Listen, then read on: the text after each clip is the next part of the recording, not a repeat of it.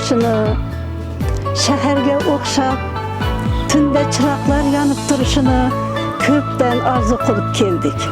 Xudaga behisap şükür, bugünkü günde şu kılgın arzularımız uşandı. Biz kekseler, tümenimiz hakimi yanına varıp müracaat kıldık. Köp merde müracaat kıldık. Müracaatımız kabul kılındı. Behisap şükür. Mene köçelerimiz asfalt oldu. Tünkü çıraklar yakıldı.